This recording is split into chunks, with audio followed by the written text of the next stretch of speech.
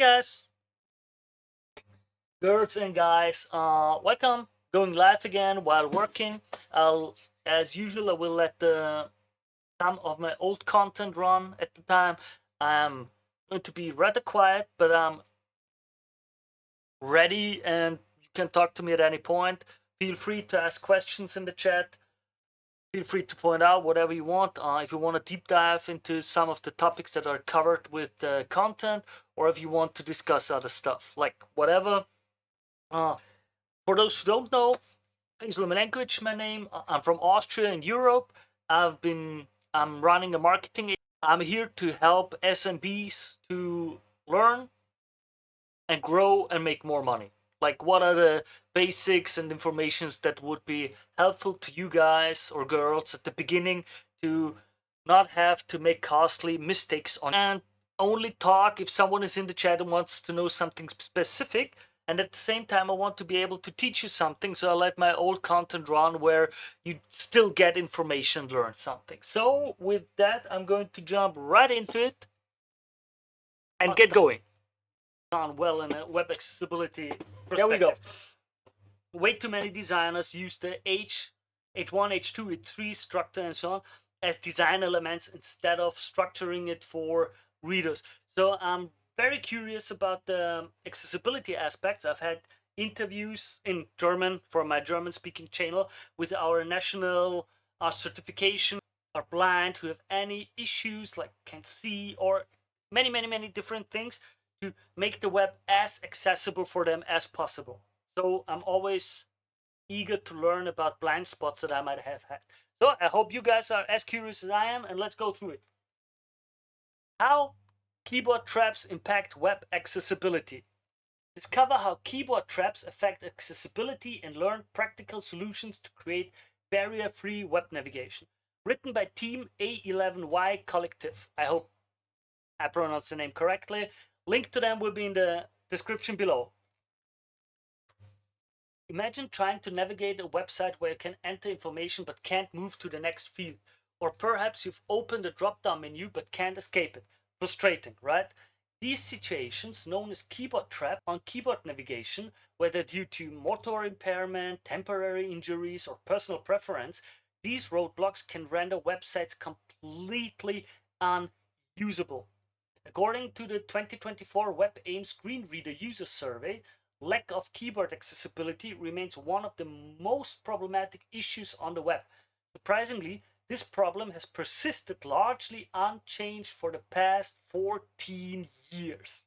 Oh man, yeah, it's so many web devs, so many web designers don't care, don't even know about these web accessibility things. Like, it's not, if you know about it and if you understand what you have to do, it's really not that much more work. When you set it up, you can take the ARIA labels, you can get all of these little things like the keyboard, the structure with the H1, the font sizes, the colors, so that the contrast is high enough. All of these little things, like you can in the CSS set it up to for motion sickness, that not all animations are shown. There are so many things that you can just build into it as you go without additional work, really, if you know what you're doing. So please, guys, learn about it. And if you don't want to learn about it but just want to hire someone, ask them about it. Get someone who's good at it. And if you want to have your page checked, feel free to reach out and make audits for such things. So in this article, we'll explore what keyboard traps are, why they matter for web accessibility, common issues you might encounter, and most importantly, how to identify and prevent them in your web development projects. What are keyboard traps and why do they matter for accessibility? A keyboard trap occurs when a keyboard user can navigate to an interactive element on a web page but cannot move away from it using standard keyboard controls. Essentially, the focus gets trapped within that element, preventing further navigation. These traps commonly appear in input boxes where the tab key does not allow you to exit, drop-down menus that capture all keyboard events, modal dialogues without proper keyboard exit methods, hyperlinks with scripts that override the default keyboard behavior. For keyboard-only users, this creates a frustrating dead end. You can enter the component but can't leave it without using a mouse, which many people simply cannot do. Who's affected? More people than you might think. People with motor impairments, including conditions like rheumatism or Parkinson's disease. People who temporarily cannot use a mouse due to injuries. Developers testing through keyboard navigation. It's actually much faster. Power users who prefer keyboard shortcuts for efficiency. The Web Content Accessibility Guidelines, WCAG, directly address this issue in Success Criterion 2. Can be moved to a component of the page using a keyboard interface, then focus can be moved away from that component using only a keyboard interface. And if it requires more than unmodified arrow or tab keys or other standard exit methods, user is advised of the method for moving focus away. This criterion is categorized as level A, meaning it represents basic accessibility compliance that must be implemented, not an optional enhancement. Common keyboard traps and their impact on users. This is why, if focus needs to stay within a component like a modal dialog, always provide users with a clear exit path using keyboard controls only. Now, let's examine some common keyboard traps and understand the specific impact on people who rely on keyboard navigation.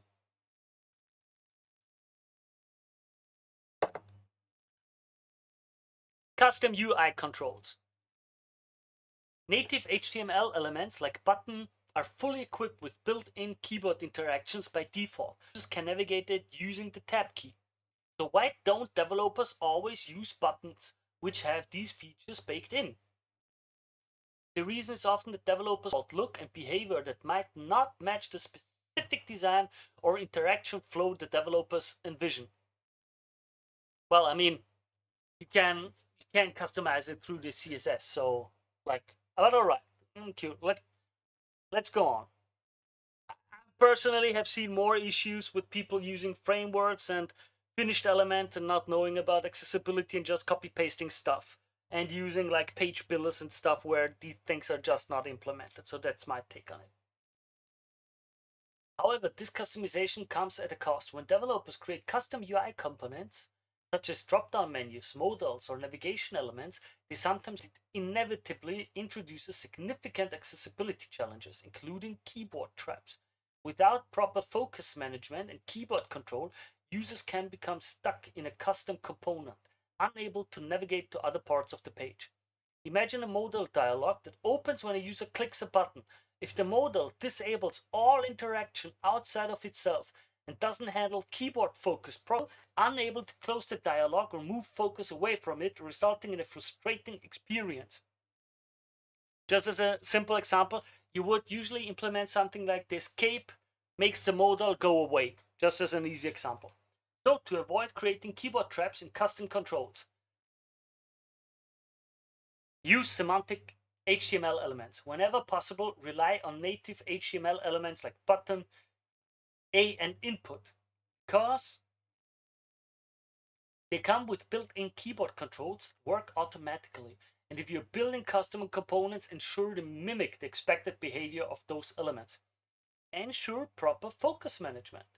Properly manage focus within your custom controls. When a dialog or dropdown is triggered, move focus to the first interactive element inside the component. After closing the component, return focus to the element that triggered it. Ensure that when the dropdown opens, focus is placed on the first item. When the dropdown is closed, focus should return to the trigger button. Provide expected keyboard navigation. Arrow keys. For elements like custom dropdowns, arrow keys are expected to navigate through items up and down to select. Escape key. This should close dialogues or dropdowns, providing an intuitive way to exit without using a mouse. But don't forget also adding a visible close button. Again, important. Imagine someone who's blind, they don't have a mouse to work with. They don't have it. They just use a screen reader. Okay? Things that are very easy for you with eyes to see or with a working hand to just, okay, they are tough when you're challenged, when you don't have these tools or abilities. Tab key. This key should move focus between focusable elements, ensuring users can move from one component to another smoothly. Employ ARIA roles and states. For custom expanded is true when a dropdown is open, so screen reader users are aware of the current state. Okay, next, media players. Media players can be particularly problematic when they capture and don't release keyboard focus.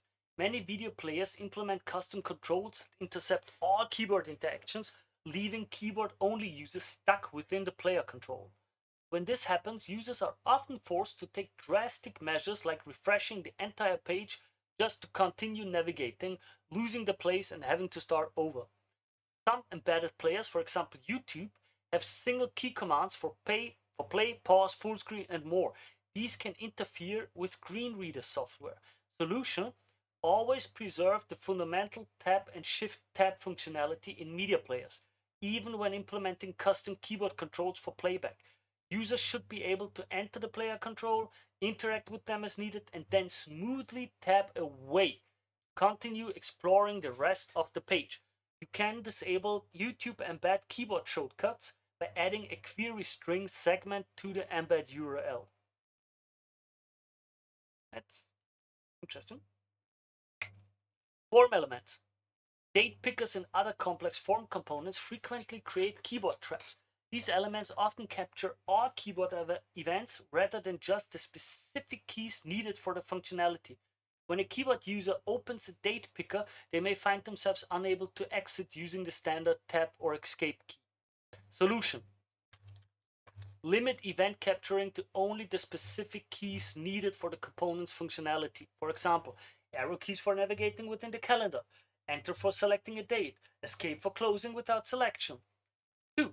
Implement proper ARIA attributes. Again, set ARIA expanded true on the date picker trigger button when the calendar is open. Update to ARIA expanded false when closed. Hyperlinks. Hyperlinks might seem straightforward, but they can create keyboard traps when improperly implemented. Developers sometimes attach event handlers to links that override standard keyboard behavior, creating accessibility barriers. Let's examine a real-world example from this GitHub test page. On this page, there are two simple hyperlinks, trap and honey.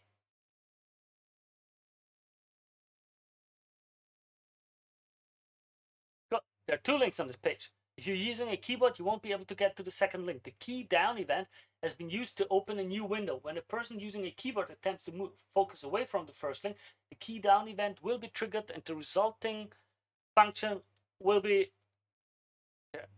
executed. So I click tab. Yeah, and now, yeah.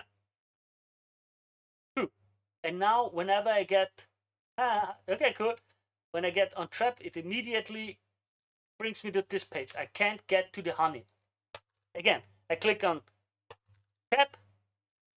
I try clicking tab now again to get to honey, and I'm on this page again. Okay.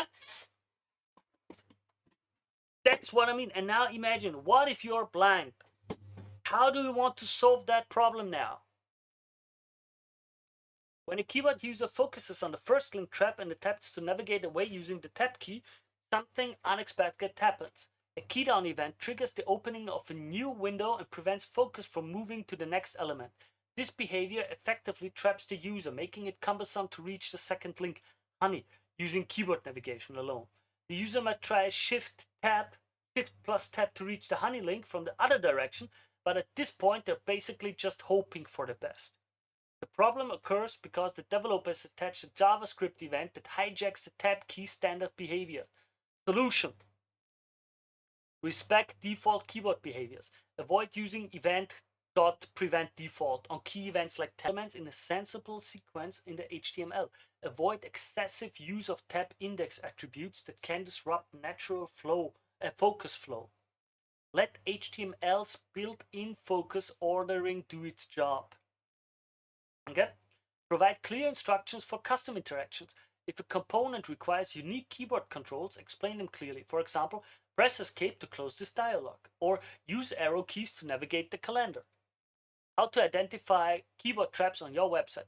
While automated accessibility testing tools can match many issues, keyboard traps remain particularly challenging to detect automatically. That's why manual testing is essential for ensuring keyboard accessibility. Here's a methodical approach to test your website for keyboard traps. Basic testing approach. Start from the address bar of your browser. Press the tab key repeatedly to move through all interactive elements. Watch for the focus indicator, usually a highlight or outline, as it moves through the page. Use Shift plus Tab to move backwards if needed. Test activation of elements.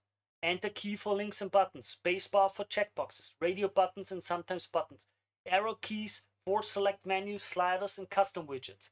Document any problems you encounter, especially points where focus becomes trapped.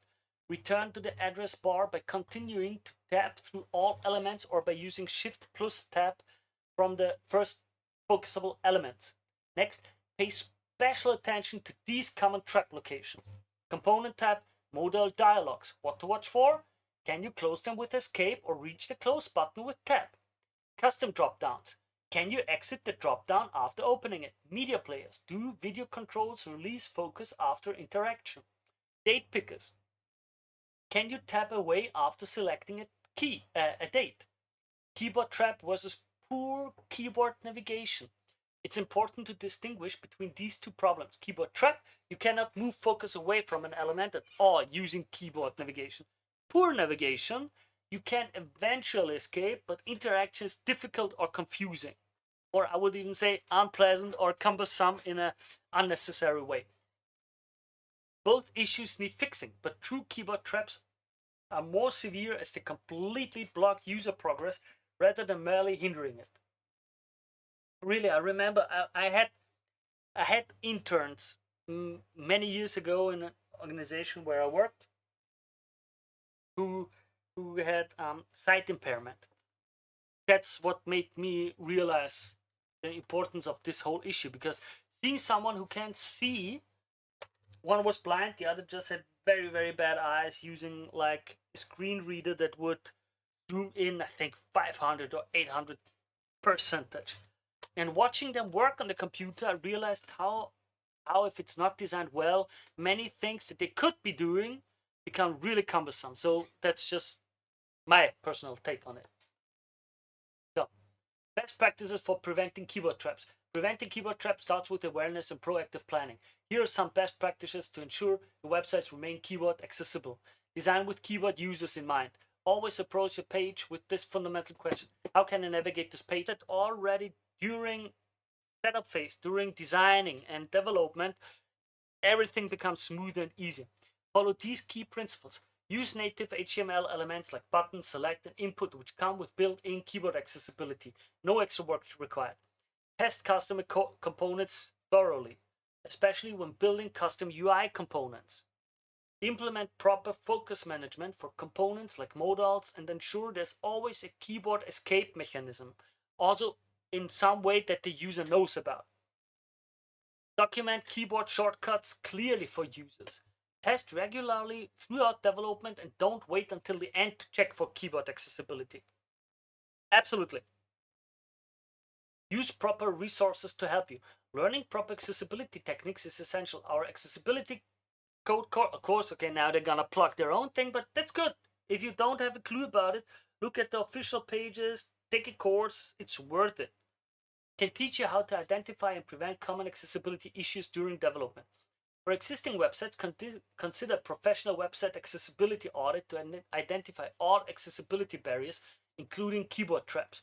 Remember, building accessibility from the start is always more efficient than retrofitting it later.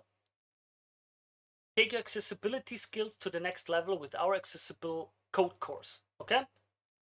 Yeah, they teach you, Link to the page below, so if you're interested, you can take the course or look about it. Team A11Y Collective, I think good topic that you guys covered there. I like it, appreciate it. Overall, good topic, really important. Not the only thing that I think is important in web accessibility, but it is a good start, important topic. I hope to find more on this. I think it's important. You can make the world a better place with this for people who really need it. I think it's a very easy thing to make the world a better place, as you know, weird as it sounds. As usual, I go through news and insights in the marketing industry. If you like what I do, if you want to support this channel, leave a like, subscribe to the channel. It's 1 or 2 clicks and it helps this channel a lot. Best way to support it. You find the newsletter link to sign up for the newsletter below in the description. New videos should be popping up already. And with that, I wish you all a very great day. Bye bye. Hello, people. Today, I've got an awesome guest for you guys. He's a world-renowned researcher. He's very well known, has written a lot of interesting research. He's an expert on marketing and a few other points that we're going to talk today. You guys know that I'm from marketing myself, so of course it's a very egoistical topic that we're going to cover today and to try to get as much information out of him as possible. Dr. Kale, welcome. Thank you very, very much for your time, for taking the time to be a guest on this show. Thank you very much. If possible, would you please tell the audience with a few words so they know what your research is and who you are? So I'm a professor emeritus at the University of Oregon. I got my PhD from the University of Nebraska, and I did a postdoc at University of Michigan. And I've spent most of my career at University of Oregon as a faculty member in the College of Business. Awesome, awesome. As we said, I've got prepared a research so much. I've got multiple pages full of questions. I know we won't get to all of them. I know. But I want to dive right into it to get as much value out of you as possible. That's why I'm saying thank you very much once more that you're here. I would like to discuss with you the consumer values evolution. It's like a very interesting topic that you talk about. Let's dive into the basics of the basics first. Customer values, why are they important? What are they? And in marketing, how do we find out what they are and how do we work with them? So Milton Rokeach was a famous psychologist who said the most important construct in all of psychology is social values, that we make a lot of our decisions based on our social values. Imagine that you're trying to decide about a new job and you just graduated from college and you have 3 job offers, and which is really wonderful. You're happy. You have to make more than you thought you would make, and you're really happy about the salary. Another one doesn't have such a good salary, but it's in a place you've always wanted, Canary Islands. And then also the third thing might be you're offered a job that's where your friends and family live, in the town you grew up in, and you know a lot of people there, and all of your relatives live there. So you have this dilemma. Do you take the job with good pay? Do you take the job with good lifestyle, or do you take the job with friends and family? And how you decide that is going to tell a lot about your values. You're going to think about what is really important to me. How important is money versus how important is friends versus how important is lifestyle? Interesting. So in decision making, oftentimes you revert to values when you're trying to decide between choices, and that's true with products also. Or services, if you're trying to buy something, you think, what do I really care about? And if you have to decide between 2 things, maybe your kid wants a new tennis racket and you want a new pair of sneakers, and you can only afford one of the 2. You might have to decide which is more important, getting the tennis racket for my kid or getting the sneakers for me. Interesting. And with those values, because especially important are these values when it becomes an either or situation. As you said, if I can buy both of it, then it doesn't matter. If I can take both offers, it doesn't matter. But the question is, when we get the situations where we can only either go with X or with Y, and they are contradictory or like different, it shows a lot of our values, which choice we make. Well, that's a given. I think that all the viewers can understand that. It's quite easy to understand. But what are these values? Are there like millions of these values? Could we say no, there's a small subset? What kind of abstract categories of values do exist? Is there anything you could say about that? Core values we thought were societal values that really don't necessarily impact you on a day-to-day basis. So one of his values, for example, was world of peace. And most of us think world peace is a good thing, but it probably doesn't influence when we're trying to decide what brand of toothpaste to buy.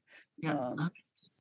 Maybe once in a while, but and also some of the values, we call it the list of values, or LOV for short. So you could say that the work we do is a labor of love. But we use the list of values to ask people what values are important to them. Sometimes when you're dealing with a specific product or a specific situation, there may be more complex values than those 9 that come into play. But those 9s are things like sense of accomplishment, self-fulfillment, being well respected, security, those kinds of things. Okay, very interesting, very interesting. So if I want to market my product, my company, or my service, I should reflect upon these values and decide, okay, which of them could I satisfy? Is that the right path that I should take? Right. And if you can link your product or service to a particular value, it's going to be more effective. Okay. So if you imagine an advertisement for a cold remedy. And if you say this cold remedy remedies colds, that's good. People will like that. Marketing is going to be more effective.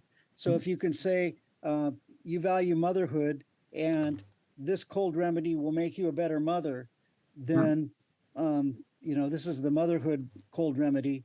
That will be probably a more effective ad than just saying this cold remedy remedies colds. Yep. That's a very interesting take, because I talked to someone from the ad agency because he said mother, I remember. It was like these instant soups, where you just put the powder into the cooking water and you have in the ad. Because they said, we don't go for convenience. Convenience is something for other people. We want to have the mother decide she's a good mother if she uses this product. She has no time. We know she has no time, but we want her to associate our product with being a good mother and taking care of her family. And that's why she's taking this soup. And it's really interesting that you say that. I think many people in the marketing field try to come up with such ideas. What would you say? Is it better to focus on one value, or is it better to say, oh, great, maybe my product covers 5 of these 9 values? Would it be better to communicate more of them, or is it better to focus on just 1 or 2 of these values? What do you say? I think it's better to focus on 1 or 2 values, but the issue in marketing also is segmentation. The different people have different values. So if you value sense of accomplishment and I value fun and enjoyment in life, you're going to take the same product, but you're going to promote it differently based on the values. So for you who values sense of accomplishment, I'm going to talk about how the computer that I'm trying to sell does a terrific job of word processing and a terrific job of accounting, and it has great access to software that'll make your business more productive. And for me, who values fun and enjoyment in life, I'm going to talk about how the same computer is great for video games based on this computer. So it's the same product, but for you and for me, where we're different segments, you'll emphasize different values.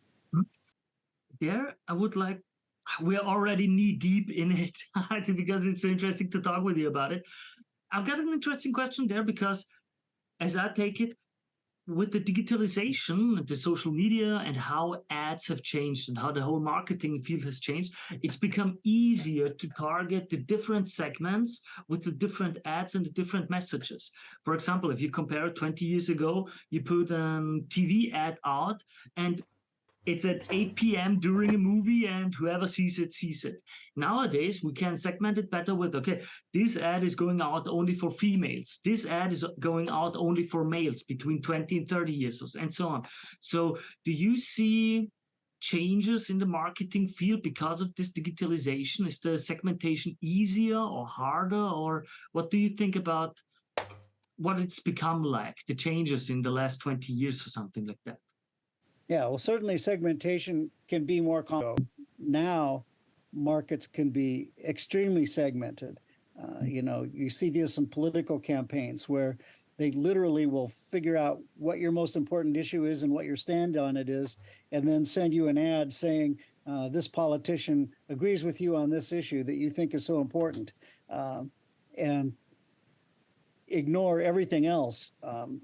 So the targeting can be so much more precise in our digital world than it was in a broadcast world.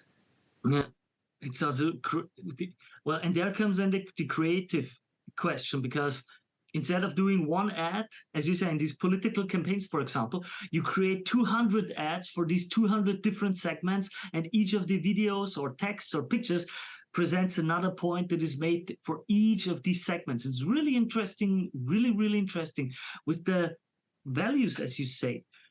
I would like to ask a bit about the value, attitude, behavior hierarchy. It's like people have certain values and they act upon these values. Of course, status and how to present themselves in a social context is also important. It's like, how would you say, if let me rewind the question a bit differently. How much does marketing change the behavior, and how much is the behavior deciding what is marketed to the people? Do you know how much is the influence of one area to the other in that field? I think mostly you have your behaviors and marketing just latches onto those. I don't think for the most part that marketing makes big difference. Advertisers like to say, oh, we don't change the world, we just capture the world. But then at the same time, they're saying our advertisements work, which would suggest that they do change the world a little bit. Can't really change a person's fundamental characteristics. On the other hand, I think that in different situations, people have different values. We did one interesting study in Singapore, and in Singapore, pretty much everybody is multilingual. Pretty much everybody speaks English, and pretty much everybody speaks Chinese. You could probably do that in Austria too, with German versus English. But in Singapore, we gave a survey, the value survey, twice, and we gave it once in English and once in Chinese, and we gave it to each group twice. So each group got the survey once in Chinese and once in English. And it turned out that the results were quite a bit different for the values that people said. And at first we thought, well, this must be a bad translation. We probably just didn't capture the Chinese very well when we translated from the English. But when we did a focus group and asked the people, translation is perfect. The thing is, we're different people when we're talking Chinese than when we're talking English. When we're talking English, that's the modern world. That's the world at school and education and knowledge. And when we're talking Chinese, that's with our grandmother, and that's with 5,000. When we're talking Chinese, than when we're talking English. And I think for a lot of us, we may not talk. Some of us may not talk multiple languages, but we recognize that in different situations, there are different demands for what you might say. Absolutely, that's interesting. May I ask, using Facebook, it's the same person with the same values. Using Facebook reacts completely different to an ad than if they are on Instagram, for example, or if they are on LinkedIn, for example, because each of these platforms creates, I don't know if it's the right term, a different persona, a different mindset they are in. So they react to different values, to different stimuli from outside. Could one say that Absolutely, that's something like absolutely. that? That LinkedIn has a different purpose than Facebook. And when you're talking on Facebook, you're probably talking to friends and family. And when you're talking on LinkedIn, you're probably talking to professional colleagues. What you do as a professional may be different from what you do as a family friend.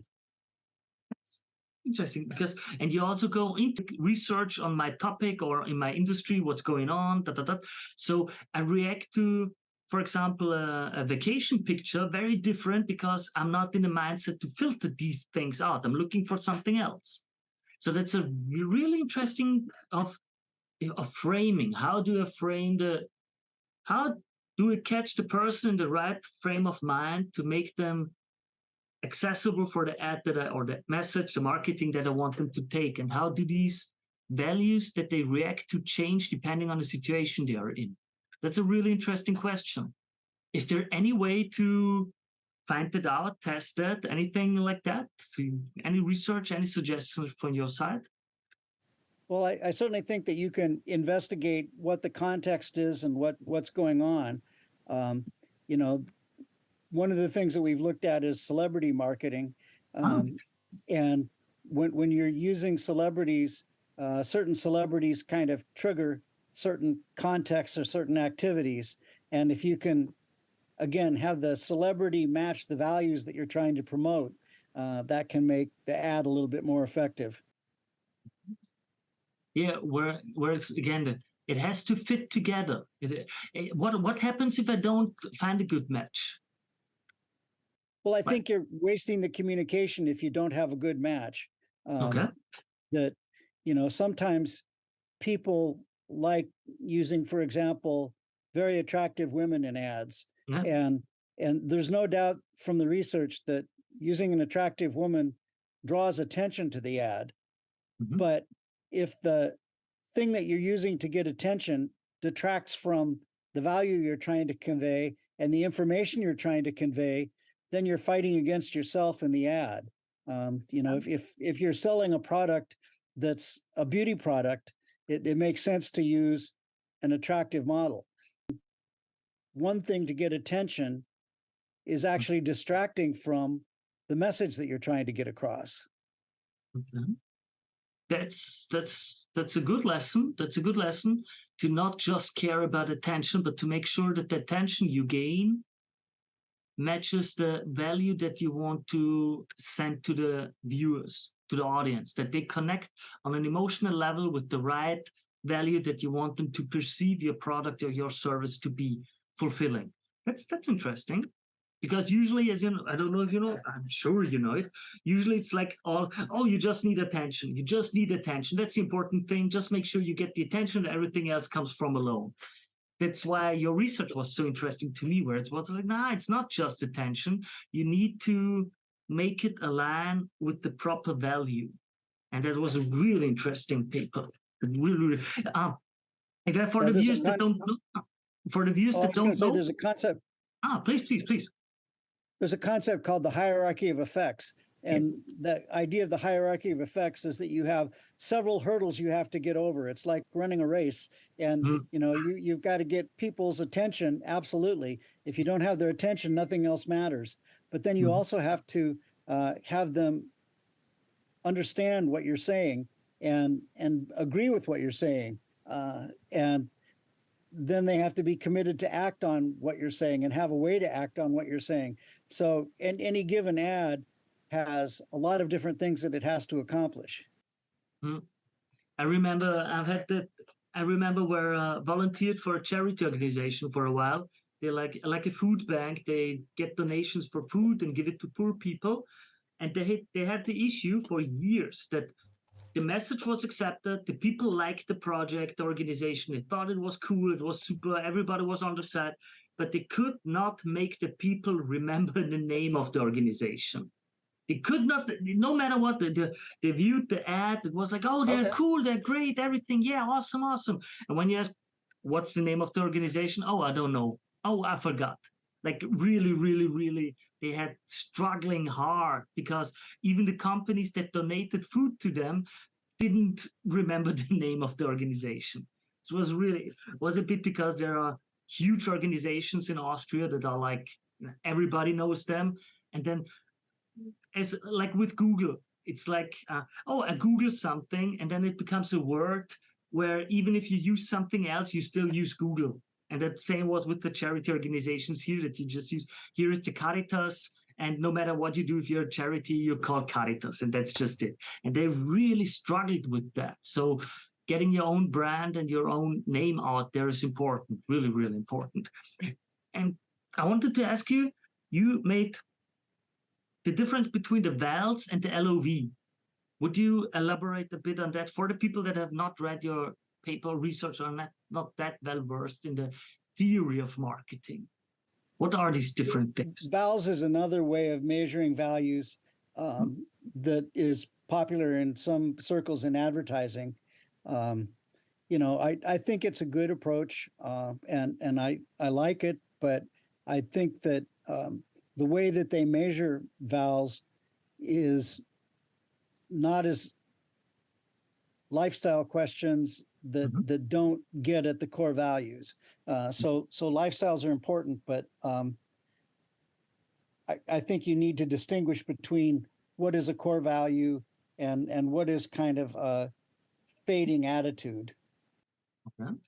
Could you give some examples, a bit of elaboration on that topic? Like what questions, for example, would be asked where you say, I don't think that's the right way to ask, or not really that well tied to values? Well, one question that they asked in Vals at one point was about the legalization of marijuana. And, legalization of marijuana, I don't know as much about Europe politics as American politics, but it's a controversial issue. And in some jurisdictions, you can get life imprisonment for violating the laws about marijuana. And in other jurisdictions, illegally parking your car is a worse offense than smoking marijuana, or maybe it's totally legal. And so if you ask somebody, what do you think about smoking marijuana? It depends a lot on what jurisdiction they live in. If you're going to get 20 years in jail for it, you maybe have a different opinion about it than if it's a recreational thing that you do at your party every weekend. Okay, of course. Well, that's again, yeah, I think it's the same with, for example, advertisement on alcohol, where again there are countries where it's kind of no, you can't advertise alcohol because alcohol is like in the Arabian states or such is a very different thing than for us in the West. It's like you very differently treated and very differently seen. How would you go about, or what do you, so okay, what values should the CEO just imagine himself, make a brainstorming session like, oh, I think we captured this value, or is there a more scientific approach to find out which values does my product or my service cover? What would be the approach to find that out, in your opinion? Well, certainly the CEO or the top executive should be thinking about what values they think they're serving. But then they ought to do marketing research where they have a survey of their target market and find out whether their views of what's important really conform to the views of the target market. Okay. I was involved in one, it would be more authentic, it'd be healthier. And so the idea was to have fruit floating in tea. And everybody thought, oh, that sounds really great. That sounds healthy. That sounds like something people will like. And consumers said, no, we don't want chunks of anything in our tea. We want our tea to be pure. And, that I've seen water pollution and I don't want water pollution in my tea. Okay. So it was important to do the research to find out intuitively whether what the executives thought was important, was indeed important to the consumers. So data driven is important. Get the feedback from the people, get the loop. Hypothesis. You go out and then you see, does it work or doesn't it work? Do I get the data? Is the data saying, yeah, the idea was good, the people like that idea, or is the data saying, no, that idea was like absolutely awful? I think, as I said, with the modern variants, it seems to be easier than ever before. It's just my opinion. Like, it seems easier to make a little ad campaign and see how do people react to this new product, to this new idea, to this new service that we are representing or that we are preparing for the people to see. As I don't know if you know, with the MVP, minimal valuable product, where I say, okay, here, just a test, throw it out, alpha version, do the people like it or not? And then get the feedback. What do they like? What don't they like about it? It's a very, very interesting time, in my opinion. Yeah, it's easy to do research these days if you want to. And I think usually should.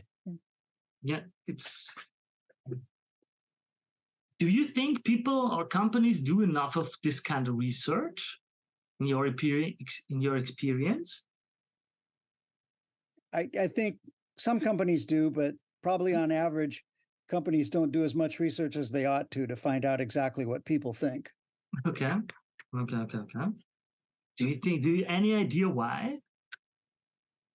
Cost Well, intensive, or don't you think it, about it? Or it takes time and it costs money to do research. So okay. um, there are ways today that you can do research very efficiently. There are uh, companies that have online polls where you can just literally in half a day get a sample of people and get their responses to it and analyze the data and know what's going to work. Um, so you don't have to do a 6 month long study. What Doesn't have to be that expensive either. Yeah, that's what I think. It's really, really interesting, and I think it's a benefit for our companies, or especially for small, agile startups that seem to be more willing to test this stuff if they're data-driven and test this stuff out. But I want to talk to you about something else. You researched a lot in sports marketing, and I'm curious about a few research papers that you put out. Really curious about the people that you use for advertising as testimonials and so on. There are many different variables that decide how effective they are for your marketing. That's really, really has been interesting. You also tested if their attractiveness works and other variables. Can you elaborate a bit on that research that you made, that you did? About what athletes to use as Yeah, celebrities or yep. um, yeah, well, different athletes represent different things, and sometimes the same athlete represents different things. I was thinking Michael Jordan Hmm? was a spokesperson, has been a spokesperson for Nike for basketball shoes. Uh, and if I want to be a good basketball player, and Michael Jordan wants to tell me how to play basketball better, I'm all ears. I want to hear that. I recognize that he knows how to play basketball better than I do, and if he has a point that will tell me wearing these shoes will make you a better basketball player, I'm interested in that. Michael Jordan also does advertisements for Hanes underwear, and my opinion is that I know at least as much about wearing underwear as he does, and I'm probably as good at it. Uh, so Okay, I'm just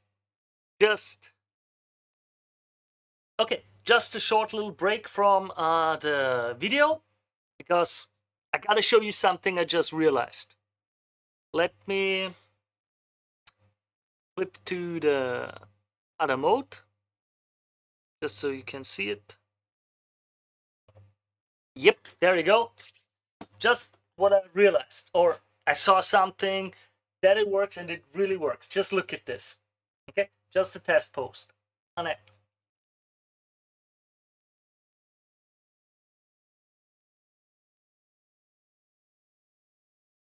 You see that? Do you guys see that?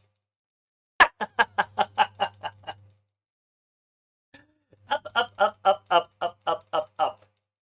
Well, I guess the user interface, the front end is not able to handle it if I click too fast, so I get these values. But I'm curious about how much of it goes into the back end. So when I restart, or reload, not restart, no, blah, blah, who cares? This is test only one. Okay, works now. They already solved that issue. Well, and with that, I'm going to continue with, wow, really, no cheating in this way. No, it didn't work. What a shame. It does work. It does work. I've got two. I don't believe that anyone else has liked it. Okay, let's keep going. Just one more time. Just let's keep going. Sorry, the post has been deleted. It has not, so this shows us that something is going wrong. Let's see. I'm not having a fast mouse. Let's see. Until I get to 10. I'd stop once I'm at 10. Okay. So let's see. Am I 1, 2, or 3, or what? 4. Well, little hack that I think you surely get into trouble if you use. I just wanted to share it with you guys. And let's keep going with the content again, with the more content.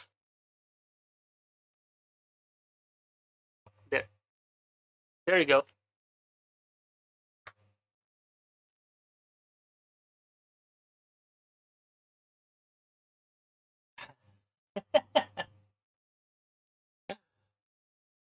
Hmm, right.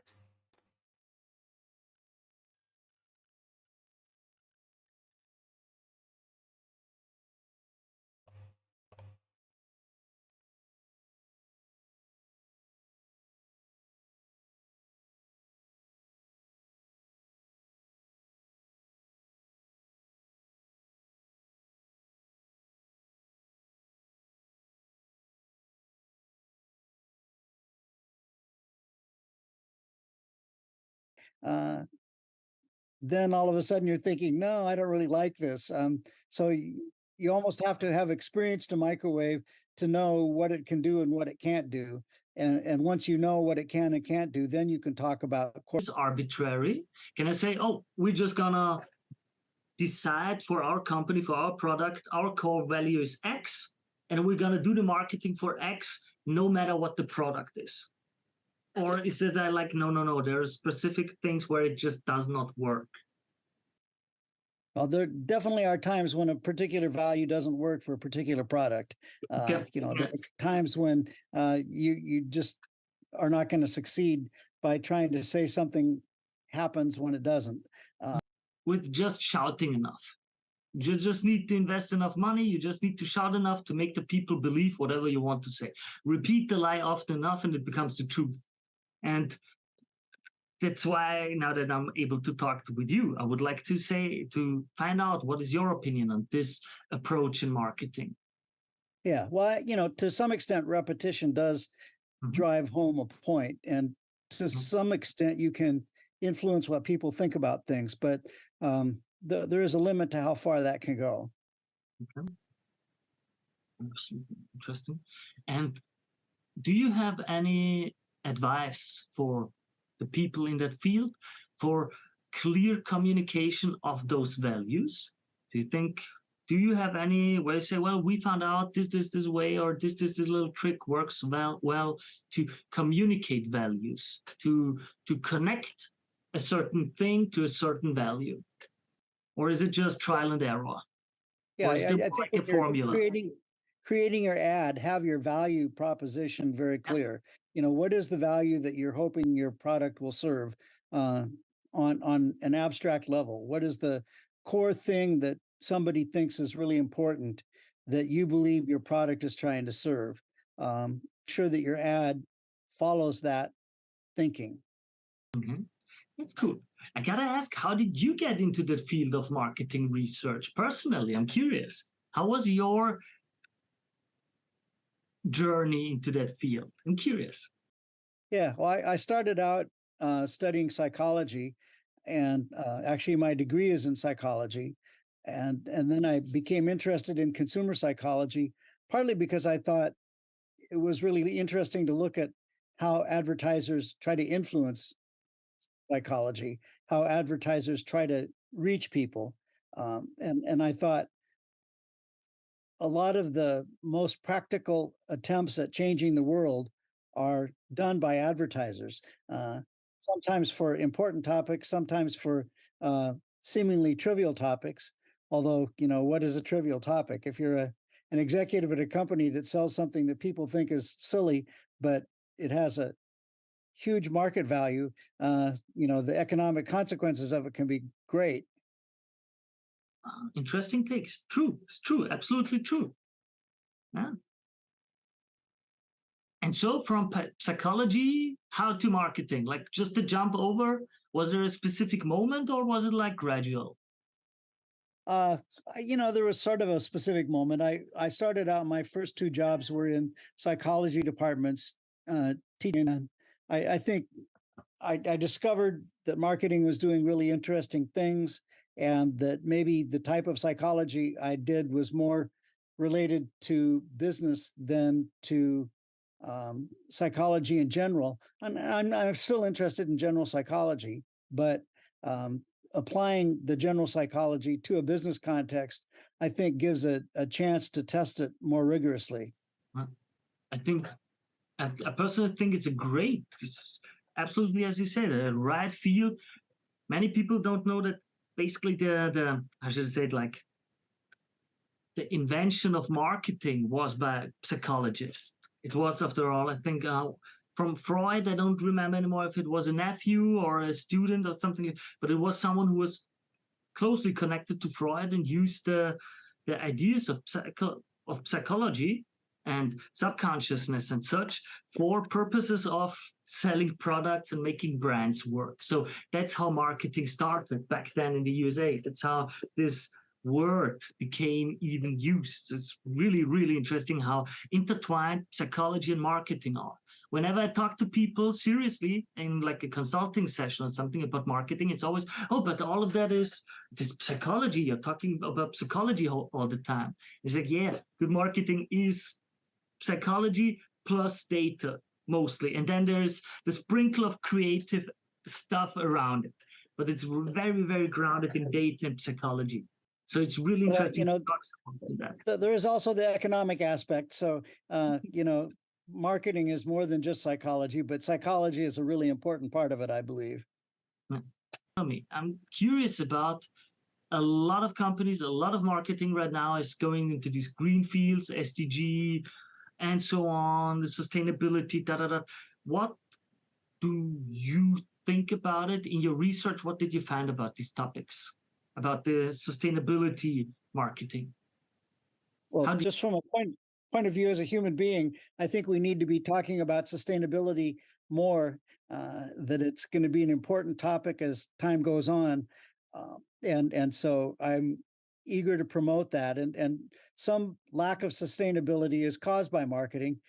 Probably marketers create demand for things that are not sustainable, but marketers can also create demand for things that are sustainable.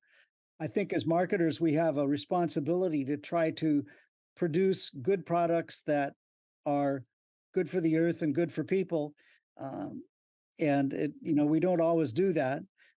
There certainly are a lot of examples of marketers claiming that they're doing really good things that do promote the environment. So there is a advertising campaign in the United States from Cascade dishwasher soap. And they say if you wash your dishes by hand, you use more soap and you use more water than if you run them through the machine. And so you're actually doing something good for the environment by using your dishwasher. And that's absolutely true. And, when they promote that, they are indeed promoting a sustainability value. And it's an honest promotion of a sustainability value. So, my hat's off to them. Interesting. So, do you think the average consumer nowadays is more conscious of these things in their buying decisions? Yeah, some consumers are very concerned about it. Some consumers aren't concerned about it at all, or some consumers even reject it as a viable idea. Okay. But I think that there is a growing segment, especially among young consumers, that we need to think about the environment. We need to think about sustainability. We need to think about responsibility to the earth when we're developing products and when we're marketing products. Mm. Now that you said about, now that we're in the topic of like, it's not really, but like it's a nice segue to social issues, to social topics. What do you think about when something is happening? There are always things happening in the world. As a brand, as a mark, should I jump onto things that might jump onto such things too soon, too easily? Like, I don't know, for example, now the Pepsi campaign that came out a few years ago, where it was like Pepsi, there were the protests in America, the riots, however you want to say it. And then Pepsi made that one commercial where the celebrity goes, gives the Pepsi can to the police and to the rioters and to the protesters, and there was peace. And suddenly it was, let's say, they got a lot of attention through that. What are your takes on advertising on hot topic daily political stuff to use as a method to get more attention? Is it good? Is it bad? Is it dangerous? What would you say? It can work. It's tricky. This is again a place where you should do some marketing research before you get too heavily into it, to know how controversial is the topic that you're linking, and how does it relate to your target market versus not to your target market. So there have been some examples of people doing very edgy ads that get criticized a lot, but the people who are criticizing them are not their target market. Uh, and there are also examples where people seem to go a little bit too far and it hurts them. So it's a complicated topic. There's no doubt about it. But it can work. There are examples of times when companies have done really well with that, even when they've been criticized. Um, Well, that's an interesting take because, as you said, I think the other way around is also true that you can get a lot of positive feedback, so to speak, from the critics, but your target audience that really buys your product says, no, we don't want that. Like your ad is nice for these critics, for the whoever, but we as the consumers don't like what you did or your message here with the last ad. I think Gillette, for example, had such a thing a few years ago where like many males said, oh, we don't like this one ad that came out. And is it just me or does it seem like in the USA it's getting harder, more political, and more there now it's always something is going on with some kind of ad with some kind of company. It's always some kind of political issue. Does it just seem like that to me as a European, and am I making a mistake, or is it really getting hotter to in your marketing divisions in your country, if I may ask? well, I think that dealing with a controversial topic probably gets you attention. And the more controversial the topic, the more attention it gets you. And again, it depends on how that topic plays out with your target market. So, you know, there's a black quarterback in football in the United States, who was more or less who was protesting unfair treatment of black people. He was condemned by a lot of people for what he did, and in fact, he's not succeeded at getting a job as a professional player, even though his abilities suggest that he should have a job as a professional player. Um, Nike signed him up as an endorsee, and a lot of people criticized Nike for doing that and said they weren't going to buy Nike anymore. But they were also people that weren't buying Nike anyway. And among the people who were athletes, the idea of celebrating his talent was perceived as very positive. So Nike got criticized a lot for doing that controversial ad, but with their target market, they got praised, and in fact, their sales went up as a result of that ad. So it was a great idea. Um, there are some other instances where companies have taken stands that um, offended their target market, or kind of pushed the limits for their target market, and and it hurt them. So it can go both ways. Somebody care about the issue. Yeah. And really tough question sometimes to find the right answer for that. I mean, we've got to admit there are multi-billion-dollar companies, and even they make mistakes. It's a tough game out there to. On the other side, if you always play it safe, maybe you don't get the attention that you need to grow bigger. That's again, this always playing safe seems to be maybe then you don't get any attention and you're overlooked all the time. That's a tough thing, tough thing. That's why I'm so curious about. That's why your work was so interesting to me with these values, with the social status, with how people react to these different things. What is a product? What is a service? What are the values that they have? And how does it resonate with the different things? And how I can get them to hook into exactly the kind of value that I want them to perceive to be with me. And if I may now ask something, I'm not sure if I'm going too deep with that question, but like, do you have any idea why the people have exactly the values that they have? Is there any explanation for that, do you think? Well, we've looked at that, and some of it has to do with what were the values of your parents, or they're, even for people who don't have a religion, they have usually some societal values.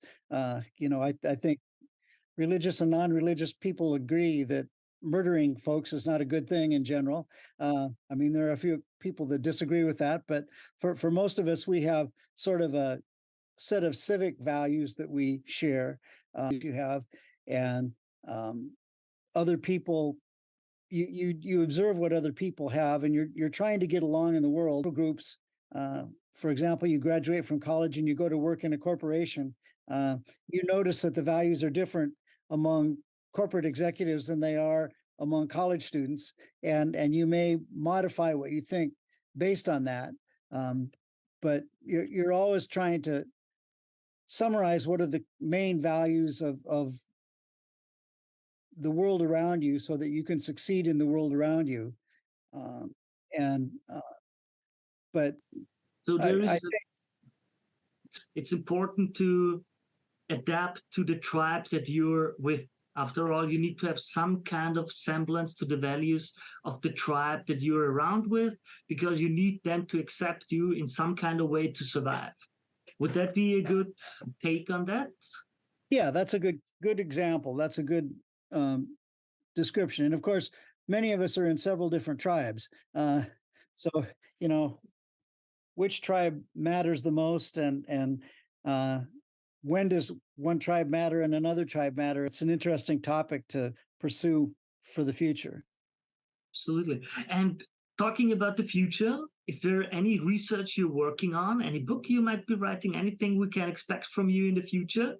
If you're willing to tell us that, I'm just curious.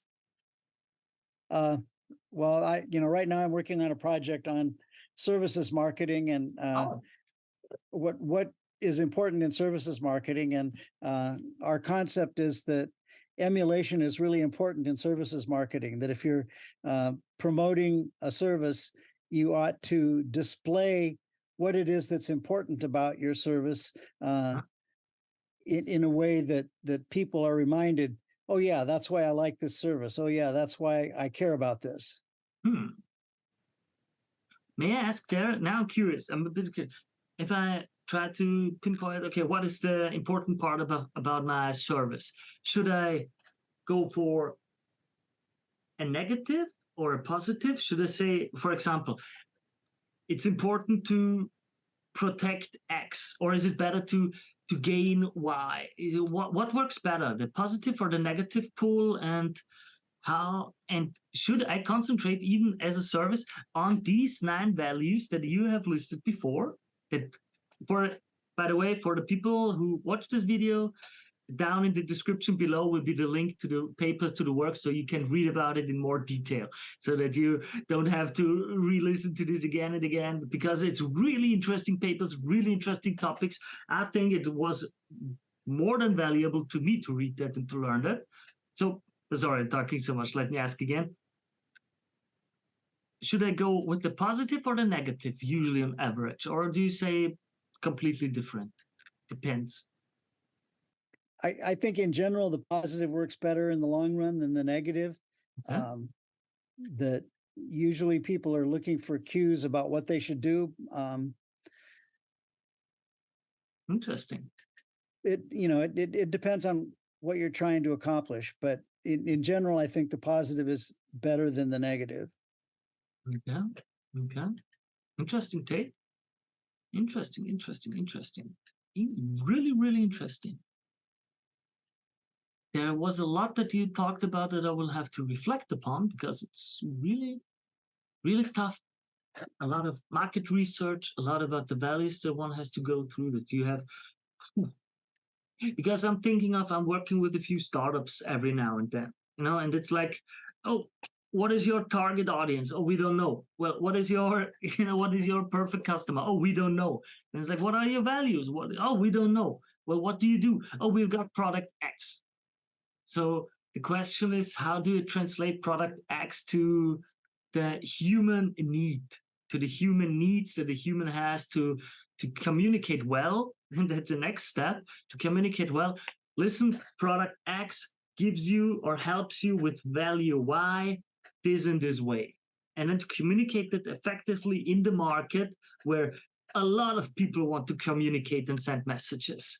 And then to stand out with your message in that, seems to me at least. What I hope you would say, There's a yeah, quote this that is I like from away from Gloria Steinem, which is, "You can tell a lot about about people's values by their checkbook stubs." And I think a more modern version of that quote might be by their spreadsheets of how they spend their money. But yeah.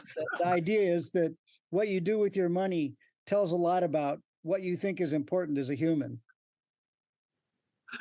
I'm sorry, I don't know how much time we got, but that question, that point makes me curious now. I'm not sure. I haven't seen it as a research, but maybe you have just a personal subjective opinion on that, because not every purchase is a consideration in, oh, I've got so much money and in my budget I have to buy this product or this service or that. But it's with a lot of stuff, it's subconscious, just, oh, I want this, oh, I thought of that, oh, it's like, how much is it just a moment, suddenly it's there, so I buy it? And how much is it? No, you're primed subconsciously already to buy it, and you have these values, and it's not on accident that you buy your Uber. How should I say it?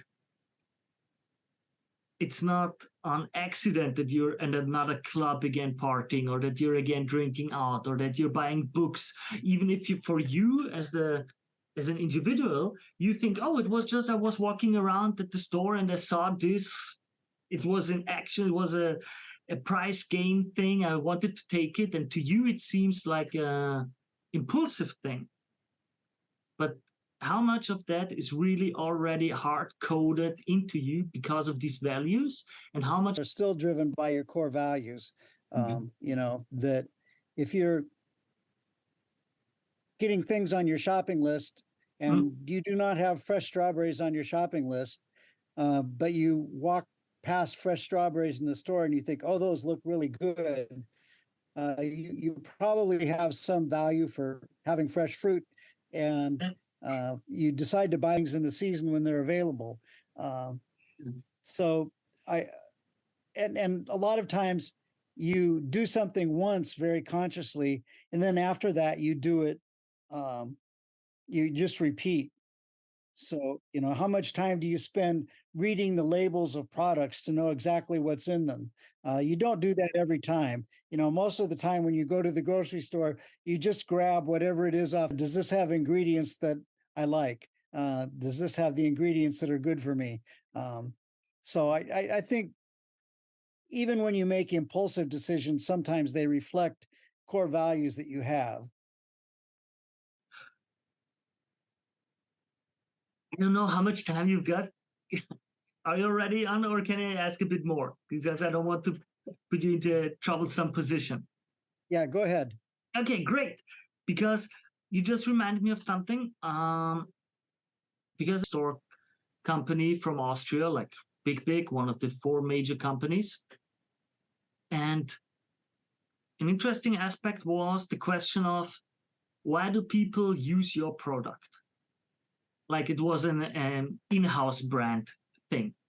And then there was a discussion created, and was like, the people think it's all about the marketing, all about the advertisement that is made, and so on and so on.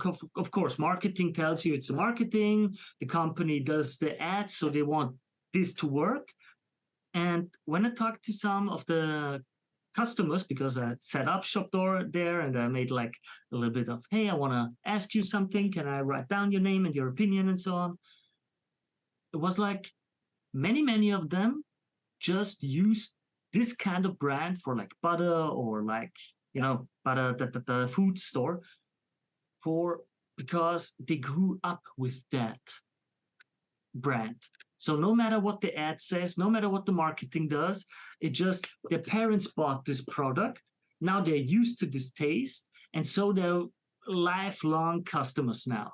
Maybe they can be convinced to change that if something happens and so, but usually people seem to be quite brand loyal if they are, if they are brought into the brand very soon or very early and by these huge emotional moments. So can you explain that a bit, or is there something in your research that explains that? With how much do the values matter in this, in, or let me that the person perceives with the brand, and how much is it just their lived experience and their nostalgic memories or situations that happened that override all of my marketing with their emotional connection of value to the product and brand. Yeah, I don't know if I can give a quantitative answer to that, Oh, but just a subjective opinion, isn't it? but you're absolutely right that there are habits that we develop that, Mm, again, maybe the first time you bought a product, you thought carefully about it. Maybe what you thought about it was, this is the brand my mother bought, so I'm going to buy it too, because my mother knew what she was doing. And sometimes that's reasonable, and sometimes it's not. You mm, know, a lot of people I know say, well, I buy the same laundry detergent that my mother bought, and she thought it was good, so I think it's good too. And the truth of the matter is that the laundry detergent company is changing their chemical formula a little bit every year. You know, when they say it's new and improved, they do mean that they've changed something. So the product that you're buying now may have the same branding, but it's a completely different product than what it was when your mother bought it. But